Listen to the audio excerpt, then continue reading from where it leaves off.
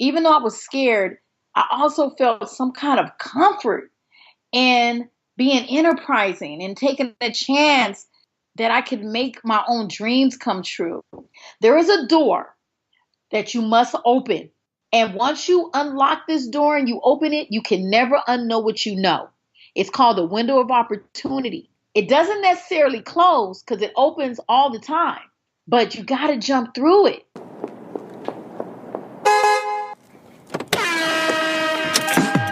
Hey, this is Raina Campbell, your Chief Dream Driver, and welcome to the No Parking Podcast, where through conversations and discussions with creatives like yourself, we'll find interesting approaches to help you take your dreams out of park, put them in drive, and ride towards success. Hey Dream Drivers, welcome to episode 149 of the Dreams and Drive podcast. And today our guest is Felicia Leatherwood, and our topic is going to be how to believe in yourself and stay in drive. And the reason why I wanted to talk about this today is because I feel like a lot of us may feel like we're stuck in park and we would do anything to get and stay in drive. What if I told you that key to making that shift has nothing to do with external factors, but rather it has everything to do with you and your mindset? And on this episode, we're going to chat with Felicia all about this. And she's one of Hollywood's favorite natural hairstylists. Her work has been featured on stars such as Ava Duvernay, Issa Rae, Will Smith, Jill Scott, Terrence Howard, Anthony Anderson, Kim Coles, Kimberly Elise, and more. And Felicia takes us through the early days of her career, from transitioning from corporate to entrepreneurship and building her stylist repertoire. She talks about how she got the courage to jump and go after her desire to be successful and to see where her talents and hard work could take her. So if you're currently finding it hard to believe in your dream and you need some insight and motivation or encouragement or how to keep going, although you aren't sure how things will turn out for you, this episode is for you and you're going to have to listen to the end. I'm telling you guys, this is not an episode that you want to just cut short. Our show notes are available at dreamsanddrive.com. And if you want to join our weekly newsletter, The Keys, I'm going to be sending out every Tuesday. Just go to dreamsanddrive.com/join. That's dreamsanddrive.com/join to get that. Our giveaway of the week, I'm extending the one that we had from last week. I didn't get a lot of people who wanted Steve Harvey's book, Jump. I'm telling you guys, this book is really good, and I want to extend it to this week, and I think it really ties in with our theme for this week. So if you want to enter to win Steve Harvey's book, Jump, just go to dreamsanddrive.com/win. That's dreamsanddrive.com/win. We're still selling merchandise. If you want a Dreams and Drive t-shirt, hoodie, or crew neck, just go to dreamsanddrive.com/shop and use the code DRIVER for 10% off. I say this every week, and I love when you do it. And if you love this episode, if you love it, share it with just one person. The best way to share it could be by sending a link to someone, by posting it on your Instagram stories, on your Instagram feed, on Twitter, or on Facebook. We are Dreams and Drive across the board on all those platforms. And you can also use the hashtag Dreams and Drive as well. All right, so let's get to this episode with Felicia. I know you guys are going to enjoy this one. Hi, Felicia. Welcome to this episode of Dreams and Drive. I am so excited to have you on today. I'm excited to be here with you, Raina. I've been a fan of your work for a while now, and so it's just always so fun when I get to have guests on the show that I've admired and can, get to pick your brain and ask you all the questions I've been wanting to. Oh, wow. Thank you so much. I'm honored. So I like to start our interviews going back in time. If I had to say, if I want you to think about your childhood, what's one of your most memorable childhood memories? Well, as it relates to just life, I feel like the most memorable childhood is my dad. He likes to walk everywhere. Okay. So he would actually we live kind of far from Beverly Hills, but on Sundays after church, we would take these family walks and we would go all the way to Rodale Drive and window shop and walk back home. Those were the building blocks to showing me how to dream and do more of what I call creative visualization. Mm-hmm. Which is we would walk and look through the windows and see how the rich people lived. And my dad would kind of encourage us to believe that we could have that too. And those were special for me. But I gotta say my least favorite memorable was getting my hair done because I had super dry hair, and we didn't have all these great products we have now. So it hurt for me to get my hair done. And my mom would just not touch it. My dad and my grandma were the ones that would actually do my hair, and it was torture. Wait, my dad used to do my hair too. That is so crazy. You know, when you think about Black families, you don't think about the dad as the one who used to do our hair. But my dad had the tightest, like he would put our bobos in so tight. You could see our eyeballs and our hair follicles. Like it was crazy. That's so funny. And like, yeah, that's exactly, it would be, I don't think they realize their own strength as it related to our sensitive little heads. I know. And my dad used to put my beads on too when I used to get my hair braided. So it's funny you bring that memory up. How long were those walks? Like, I don't really know how, I don't know Cali like that. So let us know. I know. Okay. So it's like walking about 8 New York long blocks, probably about a good 7 mile walk. Walking. Oh, wait, that's more than eight New York City blocks. Okay, then I have no idea. Wait, 8 miles on a Sunday? Yeah, when I'm in New York walking, I feel like I've walked at least a good 5 or 6 blocks, 5 or 6 miles. But yeah, they would take, and my dad's tall, so like it would take us a little while to get there, but we would walk it. My brother would be in a stroller, and it was pretty far. It's pretty far. Wow. You guys must have been like really fit kids, like strong legs at least. To look at me now, you'd never know it. Stop it. So, what was the dream back then? Because you didn't like getting your hair done. I know you probably weren't thinking about one day making a career off of hair. Well, that's really how it came about, is because of the torturous feeling I had getting my hair done. My mom, she spent a lot of time sick in the hospital when I was younger. I really kind of had to fend for my own.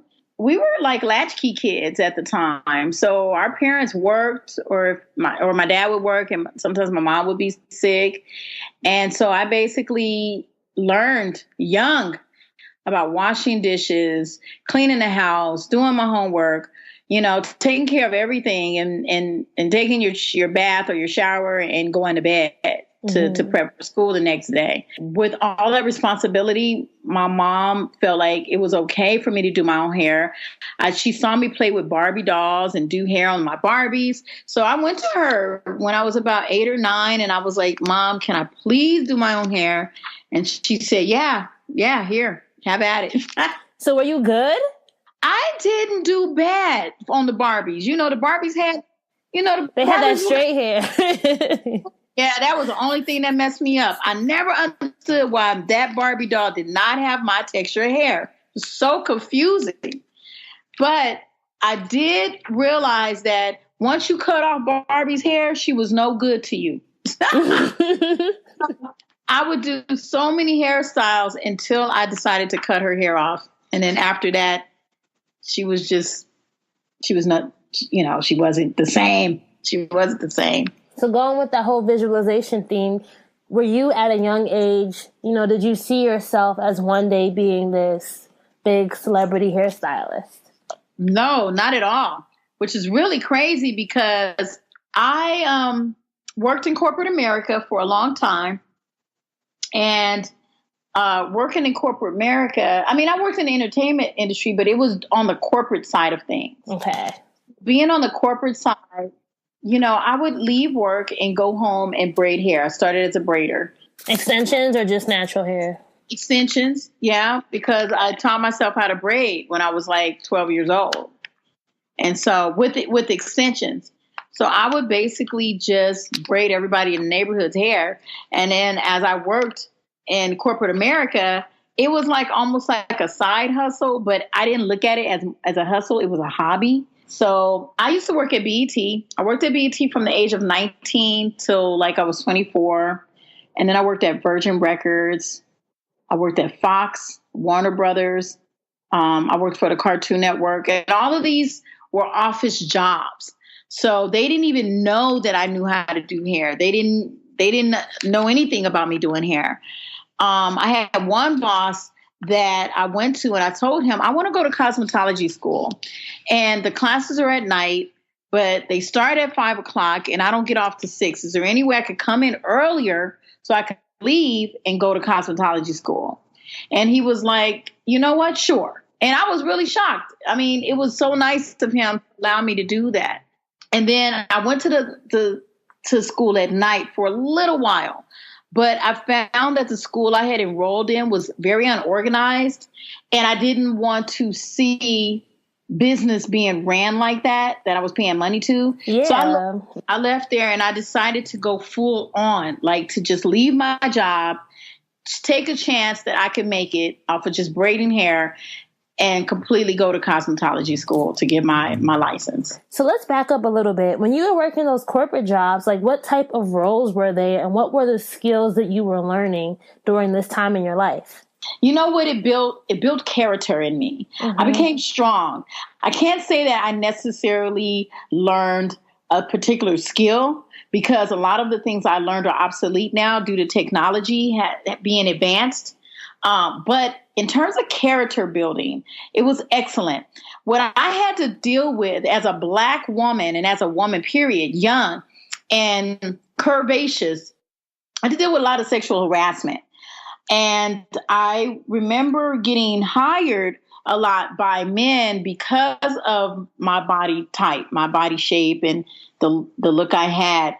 But I didn't realize that it was only because of the look that I got hired. I had no real skill set in the beginning. I was actually a lousy secretary, assistant, but I got hired because of the way my body was shaped. During that time, and maybe even still today, men wanted women to sit either at the front desk or in the meetings or be a secretary because it made them look good. I didn't realize that until later. And then all the sexual harassment showed up as I was working. And I had one boss tell me, he said, I ran to him and I said, look, this guy made this advance towards me. And he told me this thing. And he said I could move up in the company if I slept with him. And I just feel disrespected. And I don't know. And I was 19. And he said to me, you're going to get that a lot. He said, but it's what you do with it that matters. It's if you decide to take the advance or not, that makes you who you become as a woman. So how do you want to look at yourself, like in the mirror? When you wake up in the morning, do you want to see yourself as a respectable woman, or do you want to see yourself as a woman who slept around to get to the top? And I never forget he said that. I thought he was going to go after the guy and tell the guy, shame on you. But this was your boss, you said? Yeah, this was one of my first bosses, government job bosses. And he was like, you're going to get that. So you have to choose what you're going to do with it. And I was kind of disappointed at first because I thought he was going to protect me. But he really did empower me because it kept me in a state of, I was around a lot of celebrities at that time. And I just basically kept respecting myself, which made the men respect me. The advances that would come, I would ignore them. I would act like it was nothing. I had men doing a lot of stuff to get my attention that was very inappropriate. And the more I treated them as if they had nothing to offer, the more they felt ashamed. So I became more powerful and confident in saying, no, I don't need that. I don't need the job to be advanced because you want me to sleep with you. I don't need that. So I remember those early years of my life, working in corporate America and my character being built more so than my actual talents with, shipping and receiving and paperwork and setting up schedules and stuff. I felt like I had learned more life lessons. And those life lessons are the things that, if you think about it, because as you said, technology can become outdated, right? But it's those skills, those soft skills, those character building skills that really do have an impact. And I just think that's something that a lot of us women talk about. I know I was talking about in an early episode with Sarah Kuntz. She's a VC out there in California. She basically was, I told her about how in the entertainment industry, I had this guy who tried to prey on me. I was just out of Princeton, right? I just graduated from college. And he was like, I could put you on, right? And I was so naive, Felicia. I was like, really? You want to help me? Like, I really thought he meant that. And then it turned out he was trying to sleep with me. I said I had a boyfriend. He said he could be my side man. I was just like, wow. And this is a married man, right? And you really... The thing I always told myself is I don't ever want to be screenshot, right? Yeah. Because he was saying some outrageous things, right? I never want to be screenshot. And I never want him to have anything that he could ever truthfully say about me to anybody. You know what I mean? Yeah. And now we have this age where like all of this stuff is coming out. It's so crazy, it's the exposure, what's done in the dark comes to the light is really happening now all over the place, which I'm glad for. But I also feel like we go so hard about things that they get convoluted and become a joke or entertainment. And that's not okay. What do you mean? Like now I see comedians making jokes about like Harvey Weinstein and all these men getting busted. But it's not funny. It's serious. Mm-hmm. Like, I think that like people who joke about it, they must not have been through sexual harassment because it's not really anything to joke about. It's very, it really messes with your confidence, your self-esteem. It can mentally break you down, especially when your job is on the line. So there's a lot that is associated with that behavior that I don't think people are actually talking about or looking at as when they're making these jokes. But I'm glad and grateful that my boss empowered me by being straightforward and saying that to me. Like he told me that. And after that, I never dealt with it again. Guys still came on to me, but my attitude and the way I addressed them and the professionalism that I kept about myself made all the difference. So taking that, you had this important character building lesson early on in your career. You went to cosmetology school, and then you decided to take a chance on yourself. What was your whole thought process like when you said, hey, I'm going to see what I could do on my own? I was scared. I'm not going to lie to you. It was scary. I think when I look back on my life, and even to this day, there is this voice. I don't know if it's the voice of my ancestors. I don't know if it's, God, the Holy Spirit guide. I don't know what it is, but there's a voice that always shows up that tells me I can do it. And I feel like all of us have that voice, but I listen to that voice so strongly because I've learned how to trust it. Even though I was scared, I also felt some kind of comfort in being enterprising and taking a chance that I could make my own dreams come true, by just simply following them, if that makes sense. Makes a lot of sense. So I felt like I'm nervous. I don't know what's going to happen, but I got to leave this job. And every time I trusted, God provided the extra steps I needed to see it through. I think when you look at the word trust and you honestly break it down, there's so many levels to it. And the level that I choose for the word trust in my life is to believe and to go forth and to know that it's all going to be okay. Whether it works out or not, you're learning something great and something valuable that you can take with you for the rest of your life. So trust was the main thing that came up. But yeah, I was scared.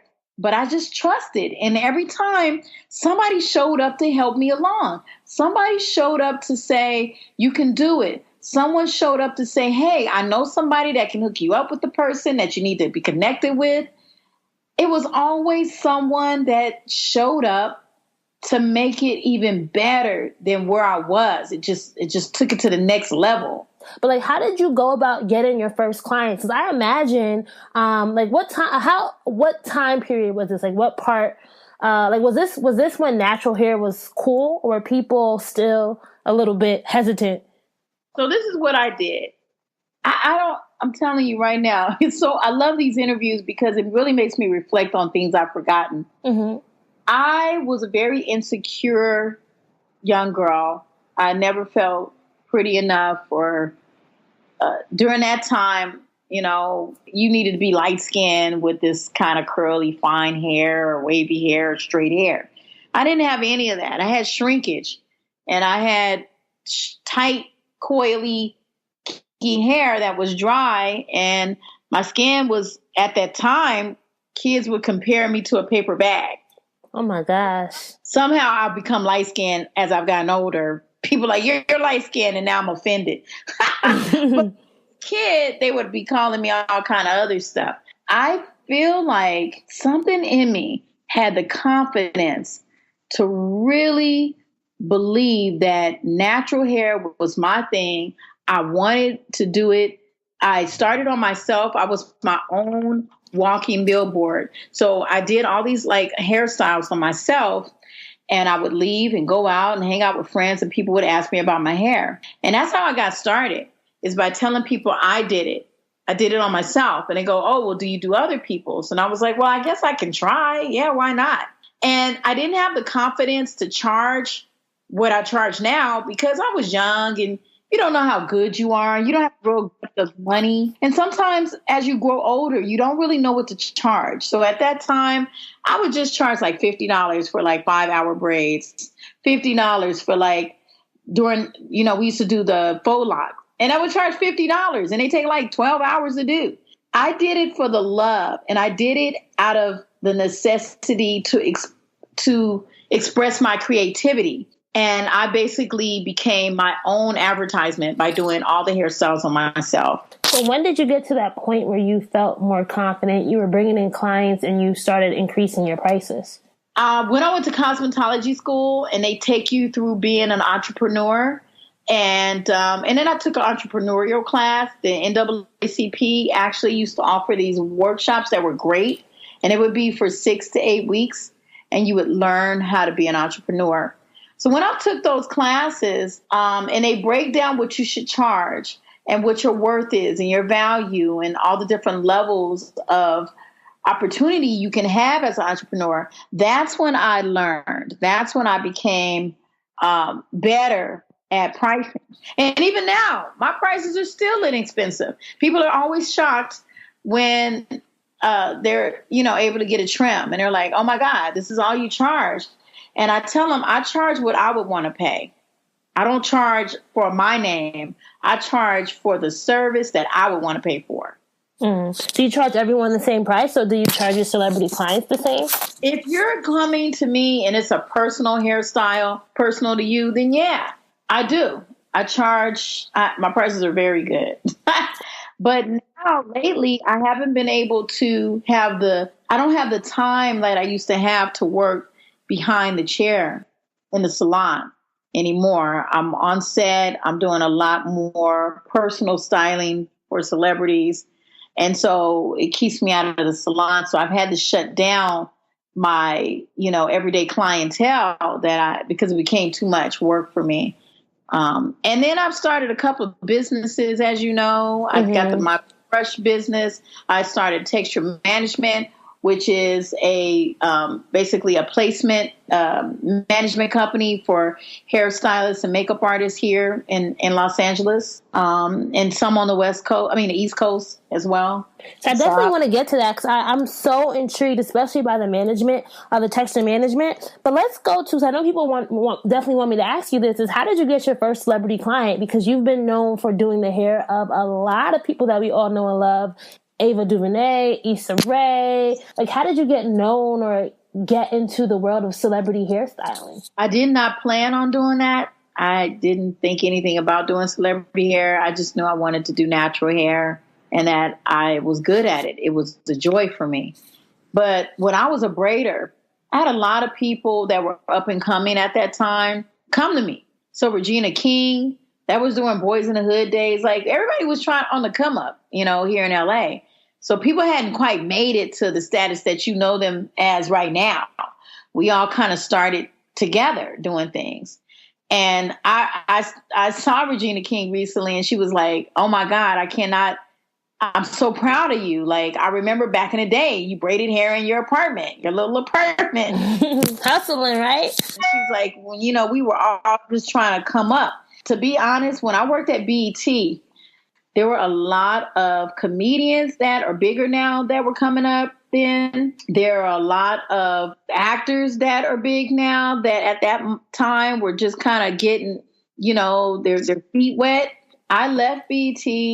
I went to a couple other jobs, and I ended up in a salon. And this salon was catered to celebrity, men and women, because there were barbers there and there were regular hairstylists. And I was there only doing natural hair.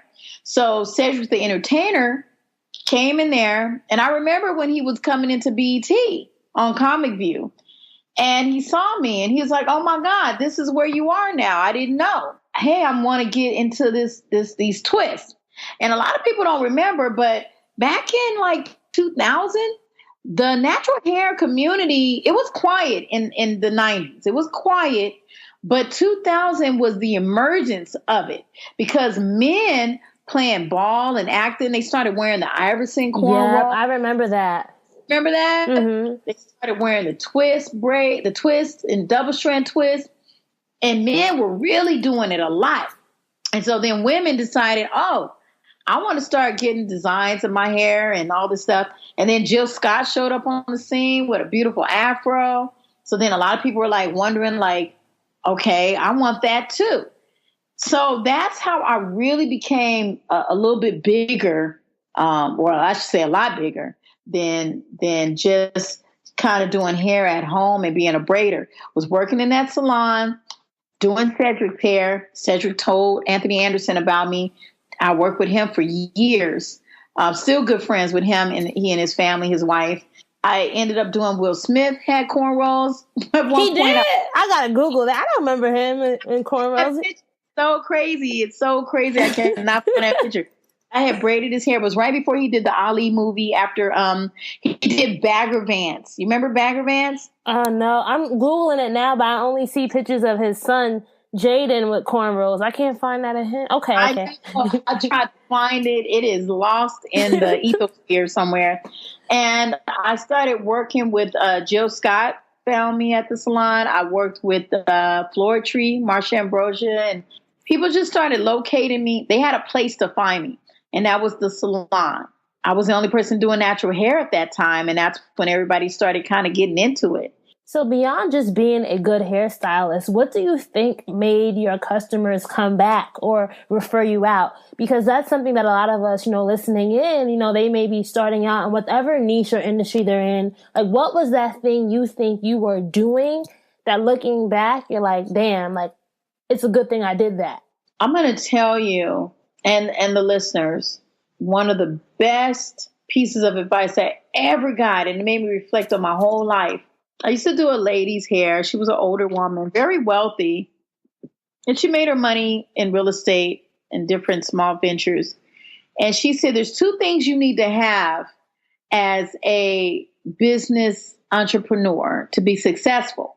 She said, one, you want to have a product that sells when you are asleep, sells when you are awake, sells when you are vacationing, doing whatever. You need to create something that will constantly be on the market selling. And then there's something that basically you provide to people that is unexplainable. They can't explain what it is, but they know they can only get it from you. I was listening to her and I said, okay. She goes, and do you know what that is? I said, no, what is it? She goes, it's you. The essence of who you are is what people can only get from you. So however you set up yourself as a businesswoman, professionally, your attitude, your consistent emotional state of being, when you greet the client, your smile, the feeling that you present in that space that you're in with the client at that time, that is all things that only you can provide for them. I never forgot that. And so I feel like the success I've had is because I really do like people. I love interacting with people. I love making people laugh and sharing different conversations and learning and understanding who we are as human beings and spiritual beings. And so I feel like that has added so much value to my business. It's just being accommodating, professional, available, and always looking to up my game as a hairstylist, learn more. You never stop, learning. You never get so good that you don't need to know anything else. And so I'm constantly trying to improve on my skill set and my professionalism. So let's talk about your detangling brush, because you said that the woman told you need to have a product. That passive income is so important. What made you want to launch a product, and like what were the biggest challenges that you faced? Because I know that must have not have been like a walk in the park, right? Girl. Because I'm even like, I just launched an e-commerce website for my, I'm launching one for my just merchandise for the podcast, and that's been a mess. And it's only shirts, right? So I can only imagine something you have to manufacture and get models and samples. It just seems like a lot. Listen, I'm going to go off a little bit. Okay. Because I think that people, there are certain people who will pretty much understand what I'm about to say, and then there's some other people, it might take a minute, but it doesn't matter. Because once I say it, the seed is planted. Anything we do in life is possible. People are not living and using their full power that has been given to them before they even entered the body. There is a birthright power that you get, and it is the power to make things happen in your life. What I've done, the reason why you and I are even having this conversation is because I sat with myself and said, this is what I want, this is what I will have, and this is going to happen. And I stood firm on that belief. I did not waver. I knew it was going to happen. Even when things looked like they weren't going to happen, something in me would always say, hang in there. Because sometimes it'll be that last final hour you think you won't get the thing you want, that it'll come through. So with the brushes, I basically took, and a lot of business people I've had a lot of people conversate with me about where to start. What you can do, if you can either invent something that doesn't exist, or you can take something that was once really good that people have forgotten about and improve it. And that's what I did with the brushes. The brush was originally a pet brush for horses' mane, and I started working with that brush, and I found out that it was detangling well, but for natural hair, it broke. It was not sturdy. Wait, how did you even why were you in like a pet store with a pet brush? How did that even get into your tools? I always go around everywhere and look around. So I was in the store, and I had already prayed before I even went. Like, God, I want to have something that bears my name, that I can leave, that's good, it works, and people love it. Show me what that could be. I'm in the store in a beauty supply, and I see these little bitty brushes for a couple of dollars, and I'm looking at those, and something says, take that home with you and start using it. And then I went online, and I pulled up the brush, and I saw that it was a horse's mane brush, right? Mm-hmm. So I ordered some. I ordered different types. I wanted to see like what they did. Why was it good for the horse's mane? Because, we were using what's that, mane and tail on our hair back in the day. Do you remember that? Yeah, I remember that. It was like a purple or blue and white bottle or something like that. And everybody swore by it, and they said it made their hair grow, and it was all this stuff. It was just, everybody loved it. So I brought the brush home. I started working with the brush. I said, this brush is great, but it would break. And then I was looking at how it was made. It wasn't made sturdy. It had a lot of flaws in it. But I started off selling that brush, getting it wholesale and retailing it because it did work so good for our hair. Then I said, you know what? I think I can make this better. So I took it to an attorney. Sometimes you got to spend money. Everybody needs an attorney. Every time you do business and your business grows to a certain extent, you need a couple of people on your team. And one of those people is a good attorney. And they will give you free advice at first. And then they'll let you know how much things cost and you can make payments. People get very nervous when they hear the words accountant and attorney and bookkeeper. But I'm here to let you know there's so many ways that you can do it where it won't cost you anything. I work with a lot of clients. Some of them have been attorneys. And as I was doing their hair, I started talking to them. I found an amazing guy who does trademarking. And he led me to a patent attorney. And I said, is there a patent on this brush? Can I do this and make it better? And he was like, yeah, you can totally do this brush and make it better. And that's what I did. I had an illustrator draw up. Like I kind of like know how to draw. So I did my own little thing. And then I sent it to the illustrator and had her improve it. I took it from that to the attorney said, is this acceptable in the eyes of the law? In the business world. And he was like, this is great. From there, I held it because I didn't have any more money. I held on to it and said, okay, God, I really want to make this be something that everybody can use because it's such a great tool. I want to produce it.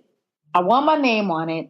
And I just need to know where to go from here. And all these people showed up, right? All these people showed up. The manufacturer. Yeah, the manufacturer showed up because the manufacturer, they hit me to use my name to do a product line. But they had never done a product line. They were a brush company. You hear what I said? They were trying to get into products. And at the time, the manager I had then, I don't have her any longer. I have an amazing manager now who knows a lot more about contracts. But at the time, the manager I had didn't really know a lot. And I didn't know a lot. She said to them, have you guys ever done hair products before? And they were like, no, we figured, doing with Felicia would be our first go at it, be good. She said, well, it might be better for you to start with this brush. Felicia has a brush idea she wants to do. She has a drawing, an illustration that details how she wants it to look and the type of material she wants to use. And they kind of were like, all right, well, whatever. Cool. Well, we have brushes. We'll send her some of our samples and see if she wants to pick one of those and put her name on it. All the brushes they sent me were whack. None of them worked. They would have ripped out all kind of natural hair. I was like, no, that's not it. I want to do this. This is what I have to do. So they're like, okay, well, we'll do it. But how about we do it and we give you royalties? We'll manufacture it. We'll put it together. We'll send it out for you, ship it. But why don't we give you royalties? I didn't know anything at the time. So I said, sure. She read the contract, thought it was a great deal. Turns out later, 2-3 years later, that it was the worst thing. And I won't say I take that back. It wasn't the worst thing because I was able to get my brush out there and my name. But it became a situation where I got duped a little bit. So some of the money that they said came in was actually not correct. They actually made way more money off the brush and off my name than they presented. That led me to getting a real attorney. I had new management. And we went in and renegotiated the deal. And I ended up getting all of my brushes. And I own 100% of my brush business. That's something we all can learn from, right? Because sometimes we see opportunities and we're so excited, right? We're thinking about, wow, this could make me, right? This could take me to the next level, but not doing that due diligence, or sometimes not even knowing that you should maybe get a second opinion or maybe rethink it, right? That is such a great lesson for all of us, Felicia. Thank you so much for sharing it, because I know there's a lot of different type of entrepreneur listening in that have to deal with contracts. And you think you understand legal language, but you do not. If you're not a lawyer, don't try to interpret contracts and don't try to pretend you know everything about you can't read in between the lines if you don't know what you're reading, right? Yep. That is so true. So then what made you want to start texture management? And like, how is that business model playing into your overall brand? It was born out of the fact that I was getting a lot of phone calls to do a lot of people in Hollywood's natural hair. There's not a lot of us around that do natural hair or specializes in it, but there are some good hairstylists out there. There really are. What happened was I was getting an abundance of calls. I couldn't do everybody. I started contacting colleagues to send them out for work. They would then kick me back like a certain percentage of the money they got, which I thought was nice. It was like a courtesy kickback. They did not have to do it, but I was grateful. And my friend said, you should turn this into an agency or a management company. And I'm like, okay, well, how do I even get started? So I started looking around, talking to different people to get advice. And they all told me, you're going to need help because you're really busy. I don't know. Like, nobody really told me to do it. They just was like, I don't know about that. It's rough. I had one. They tried to be dream killers. Yeah, they were dream killing it. And it made me nervous. But at the same time, something kept pushing me forward to do it. So it's like I was nervous, but I was still pushing forward to do it. Just like with hair, with everything. It's like there's this voice that keeps telling you to go, keep going, keep going. I basically got with a friend of mine and said, hey, would you like to even partner up with me and help me make this dream come true? Because I'm not the only talented hairstylist in Hollywood. There are other women that have trained under me, and I've watched their work, and I know that they're good, and they want to get out there in the field of entertainment. So I want to put them on. And that's how texture management was born, was really out of a passion for other people having the limelight and other people shining and their talents being pushed up front. And entertainers having somewhere to go and not feeling like there's only a few people that can do their hair.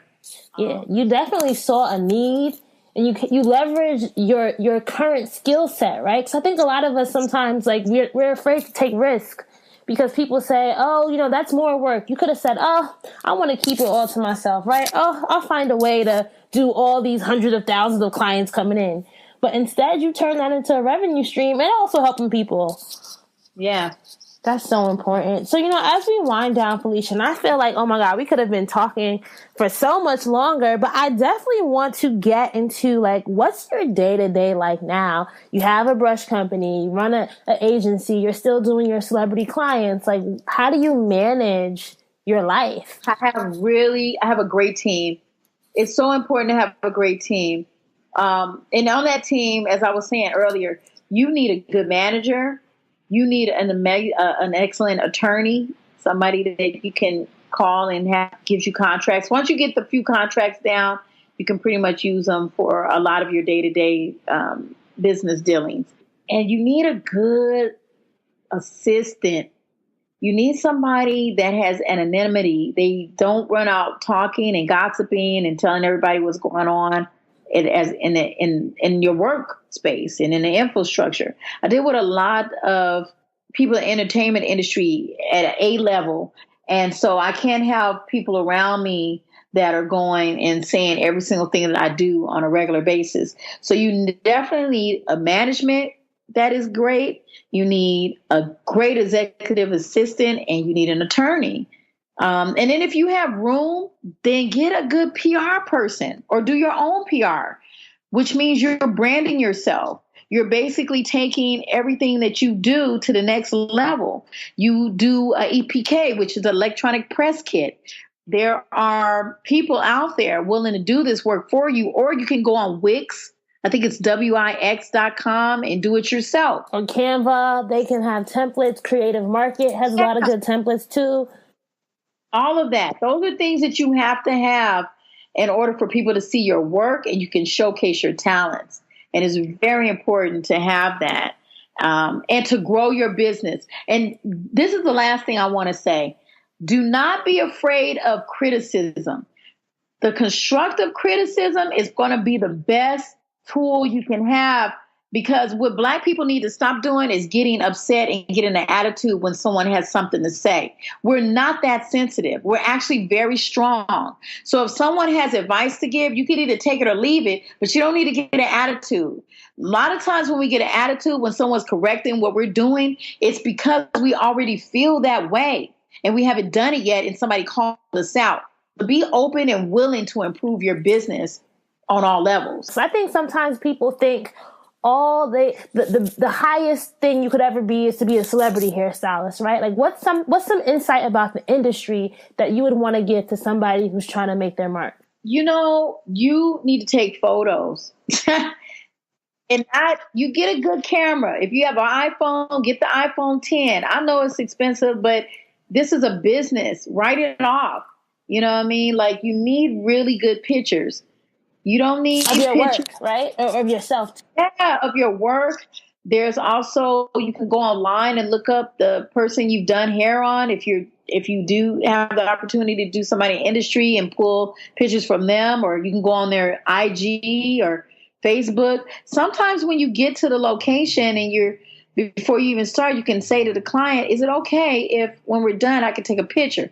They may say, oh, well, I'm not in makeup, I'm not dressed yet. Okay, no problem. If you can, wait until all that happens. If you can't, ask the makeup artist or the stylist if they could send you a picture of the finished look. The pictures are everything. We're in a movement of social media, which means that people don't read a lot anymore, but they definitely look at photos and videos. So if you can do that, it would make all the difference in what you're creating in your business. That is so important, especially because hair is visual, right? So you can't expect to get clients by saying, hey, I know how to do braids, but your Instagram is all food pictures, right? It's like you have to get aligned, and you also just need to, what I tell people sometimes is look at what other like top stylists are doing. Not saying copy everything, but take some notes about the patterns and the type of pictures and what people are engaging with and that kind of stuff as well. Yeah. So what are some resources that you would recommend to our dream drivers? I know you were talking about that earlier, some business resources that have definitely helped you grow your brand. So there is a company called, I'll tell you right now, which is really great. It's called Bench. BENCH. And they're a bookkeeping. It's bench.com. And they're a bookkeeping service. They don't charge a lot at all.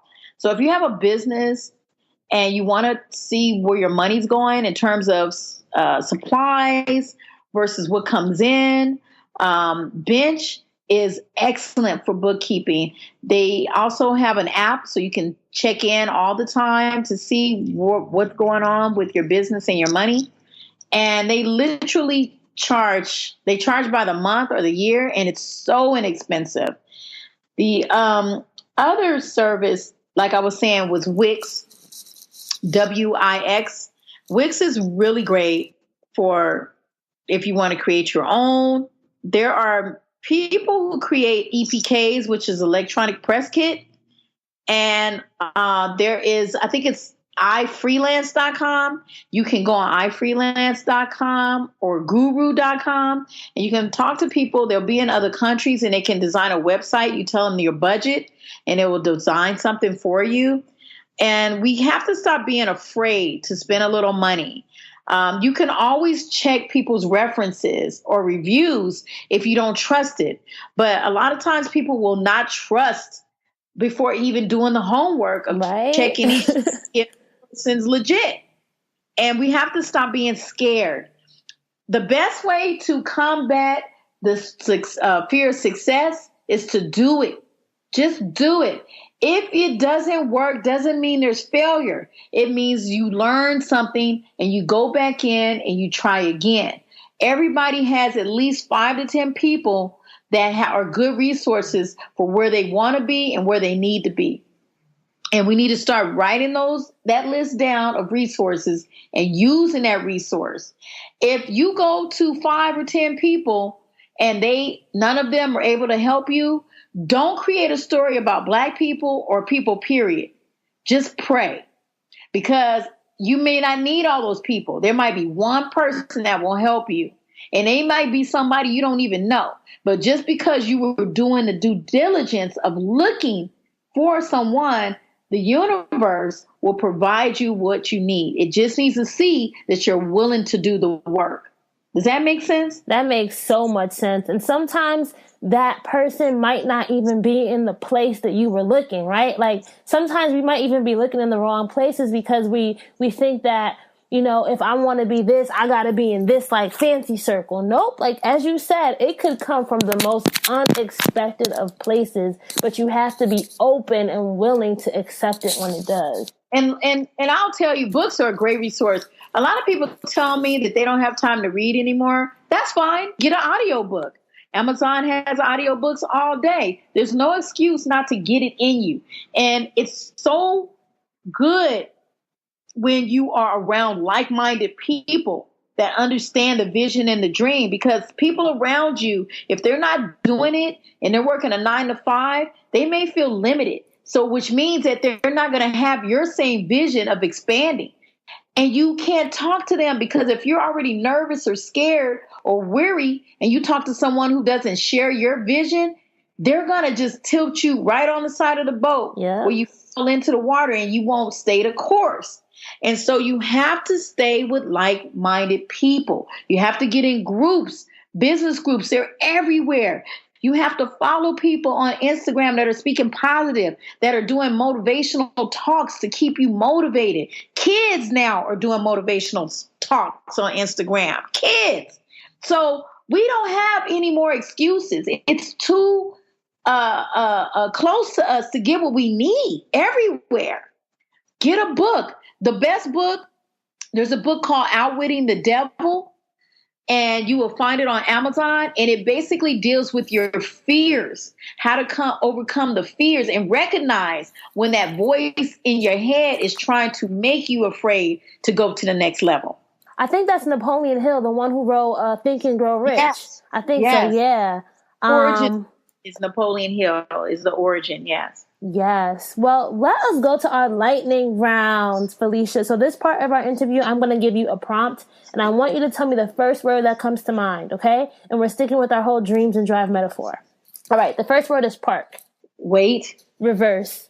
Check out what you just did. Neutral. Patience. And last but not least, drive. Go forth. Ooh, I like that. And if you want to be a dream driver, you have to have your keys to success. So tell me 3 things that you think every dream driver needs in their toolkit before they hit the road.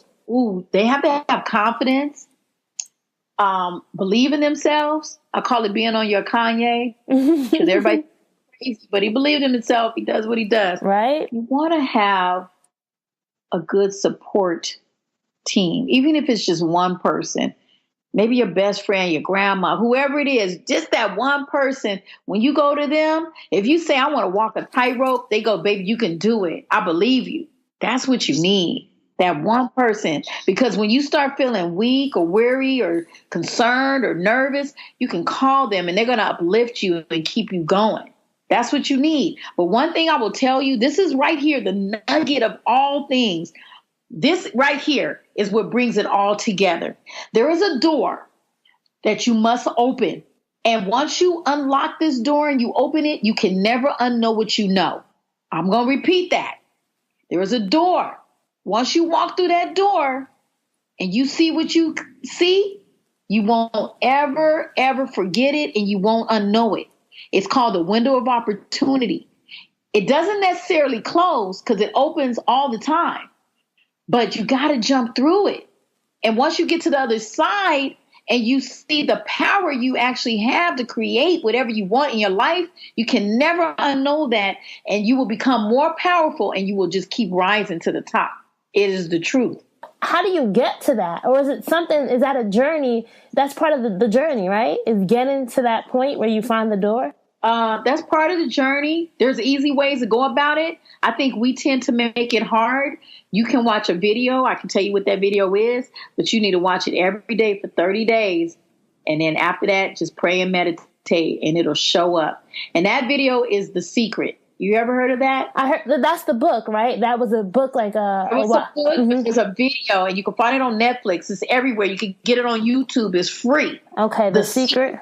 Watch The Secret over and over and over and over again. The reason why is because there's something innately in all of us that we've forgotten, because we're here, and everything that we've become is based on other people's belief systems, their own fears, their truths, their lies, however they were raised. But you don't really know who you are without those people telling you what's right and wrong. So you have in you a gauge that lets you know what's honest and fair and true.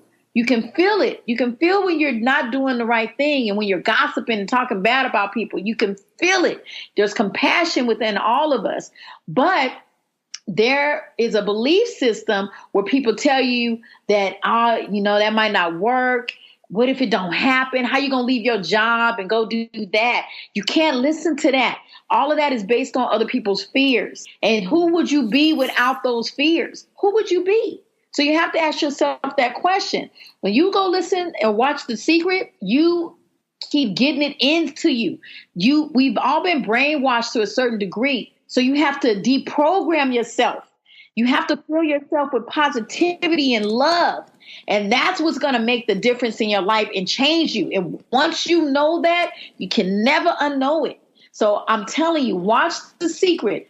Go 30 days strong. People do all kind of regimens and diet things, and they do 30 days of cleansing and fasting. What about 30 days of positivity? 30 days of not the news and just feeding yourself with goodness and saying you're great and you can do all things through God. What about that? And that's what we need. 30 days of it without fail. It will change your life. I promise you this. That might be a good challenge. Maybe I could set up something when this episode goes live, is challenging everyone to watch that 30 days. Watch it for 30 days. I really like that, Felicia. I'm going to check it out once this is done. So I haven't actually watched the video myself. Well, thank you so much, Felicia. Can you tell our dream drivers where they can find you online if they want to check out your work, learn more about you? I'm all over the place. Google FeliciaLeatherwood.com and find me. You can find me on Instagram under Loving Your Hair, because that's what I do. I love everybody's hair. You can look up Brush with the Best, which is the detangler brush. How many Black-owned brush companies do you know? Come on, people. I'm here. Let's do it. I'm all over the place. I'm on Facebook, but I'm mostly right where you need me to be. All right. Well, thank you so much, Felicia. All right, so that was a wrap for episode 149 with Felicia. I hope that you enjoyed hearing her dream driving journey as well as her keys to success. And if you loved this episode, if you found it useful, if you found it encouraging, if you found it motivating and uplifting, please share this with one person. We are on social at Dreams and Drive across the board on Facebook, Twitter, and Instagram, so you can find us there. And you can also use the hashtag. If you want today's show notes, if you want to get the resources mentioned, the books mentioned, if you want to buy Felicia's brush, which I recommend. She sent it to me and I absolutely love it. Can't go wash day without it. Go to dreamsanddrive.com and then click on episode 149 to get our show notes. We are still giving away Steve Harvey's book Jump. So if you want to enter to win, this is the last week to enter. Just go to dreamsanddrive.com/win. And I also want to keep on asking you guys to join our Facebook group. It's a great way to get one-on-one feedback with me, to ask questions, to meet other dream drivers who are out here doing their thing. So if you want to be part of our Dreams and Drive Facebook group, just go to dreamsanddrive.com/Facebook, or you can just search Dream Driver Mastermind the next time you're logged on. So 2 things are coming up that I want to keep you guys aware of. First, our 150th episode is next. Can you believe that? 150 episodes of Dreams and Drive. Thank you guys so much for rocking with me, and I can't wait for that episode. Number 2, my 27th birthday is on May 20th, and I'm not a big birthday celebrating type of person, but if you guys want to celebrate with me, want to send me some love on May 20th, mark your calendars now. I like chocolate, I like motorcycle jackets, the color red, and seafood. Okay, those are the things I like, and lots of other stuff as well. But the best way you can support me if you want to support for the birthday is go and order yourself some Dreams and Drive gear. Just go to dreamsanddrive.com/shop. You can shop t-shirts, crew neck sweatshirts, or hoodies, and use the code DRIVER for 10% off up until May 19th. All right, so next week's guest is going to be Dr. B, and she's a dentist, and you all are going to love her story. And if you have not heard our episode 148 guest, Nate Bagley, where he talks about how you can transform your relationships, go back and listen to that one next. All right, keep dreaming, keep driving, and we'll chat again in episode 150. Bye, guys.